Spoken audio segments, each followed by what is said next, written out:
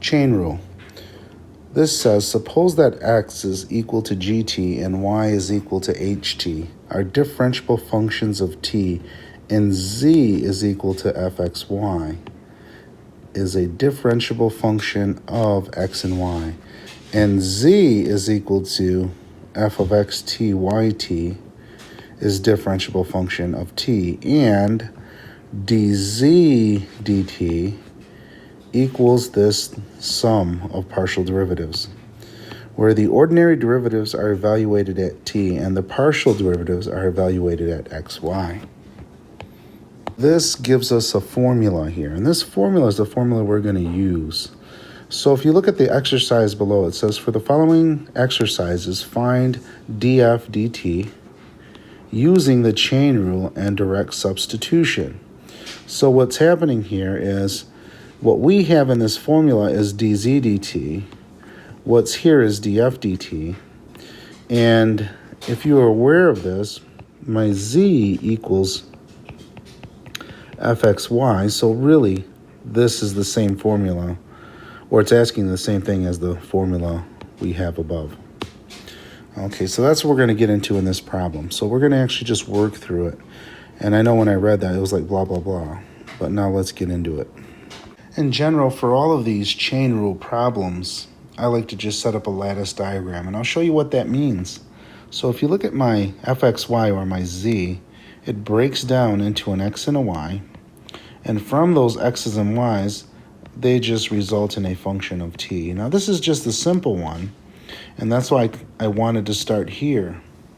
But as we get into more complicated problems where I have more than one variable for my x and y, then that's where this becomes a handy process. That's why I'm just introducing it here. So now take a look at this. This will be a dx, or I should say a dz dx, because I'm going from z to x. And this would be a dx dt. And this here would be a dz dy. Oops, let me fix my y there. And then this would be a dy dt. And you kind of see how I'm breaking this down. And then when we see our formula, then our formula makes more sense. So if we're trying to find a dz dt here, now notice these pieces here. I'm just going to kind of show you how they work. So that one's there. This one here is next to it. So in this multiplication, because it's a chain rule, I take the derivative of the function itself and then what's inside the function. And that's the idea of what we're dealing with here. That's why they call it a chain rule. So that's what's going on. And then I sum those together. So, like I said, for this one, and since each one's just one variable, it's no big deal. I could easily just use the formula, but I just wanted to show you where it's coming from. So what we're going to do here is we're just going to take this function, f of xy, and we're going to find f of xy equals x squared plus y squared, and we're going to find the dz dt. All right, so dz dt, or I'll just call it df dt since they got an f there. So that's going to be dz dx times dx dt, oops, plus dz dy times dy dt. And you can see also here that I could cancel those, and I got dz dt on both those components. It's another way to look at it too. So those always work out nicely that way, and it gives me two dz's dt's. Okay, so anyways, let's get started with this one. So this is a dz dx.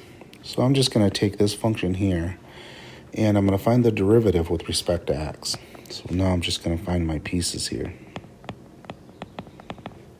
And dz dx is going to be 2x. Now keep in mind here, when I do my derivative of this with respect to x, this y squared is a constant, so it's 0.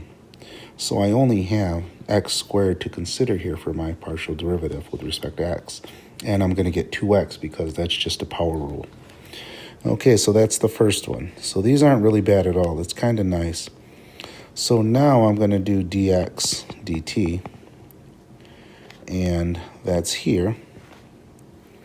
So it's going to be the derivative of that with respect to t, or x equals t, and that would be 1.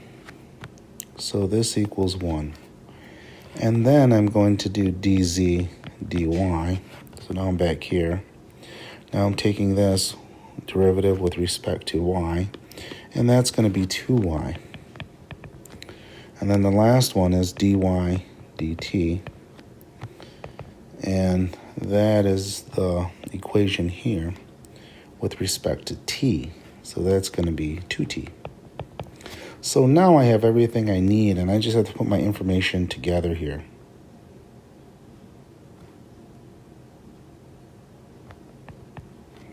So this is going to be 2x times 1 plus 2y times 2t. So now I just have to clean that up a little, maybe one more step at most. So I'm going to erase this stuff below so I can get a little bit more room. So I'm going to end up with 2x plus 4yt. Now we're not quite done yet. We have one more step to accomplish here, because this equation, or I should say this df dt, should be only with the variable t in it. And I have x's and y's in here. So those are just simple subs that I'm going to put in here. Because my x equals t and my y equals t squared, so I'm just going to put those where I see x's and y's. So if it's an x, I'm going to put a t in place of it, so I'm going to get a 2t here. And then for the y, I'm going to put a t squared because that's what it's equal to. And then my final answer, I should say, is going to be 2t plus 4t cubed. So that's the answer for this one. That's why they say